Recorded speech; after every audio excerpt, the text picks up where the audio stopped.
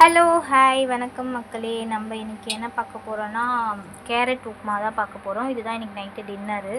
So நான் கடாயில் எண்ணெய் வச்சுட்டேன். அப்புறம் கொஞ்சம் ஒரு 2 வெங்காயம், கேரட், பச்சை மிளகா, ரவை, கொஞ்சோண்டு கருவேப்பிலை, இது வந்து இஞ்சி பூண்டு பேஸ்ட் அரைச்ச தண்ணி, அதுக்கப்புறம் சோம்பு போட்டு தான் பண்ண போகிறேன். நம்ம இந்த உப்புமா எப்படி பண்ணலான்னு பார்க்கலாம் வாங்க. தாளிப்புக்கு கடுகு, உளுந்து, கடலப்பருப்பு, பச்சை மிளகா, கருவேப்பிலை போட்டு தாளிச்சுக்கிட்டேன். கேரட், இஞ்சி பூண்டு பேஸ்ட்டு, வெங்காயம் எல்லாம் போட்டு நல்லா வதக்கிவிட்டேன்.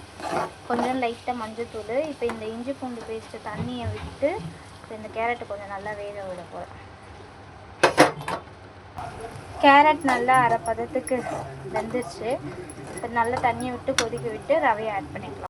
தண்ணி நல்லா கொதிக்க ஆரம்பிச்சிருச்சு. இப்போ ரவையை ஆட் பண்ணி உப்புமாவை ரெடி பண்ணிடலாம். ரவையை போட்டு கிண்டியாச்சு. இதோ கேரட் உப்புமா ரெடி. நீங்களும் ட்ரை பண்ணி பாருங்கள். பாய்.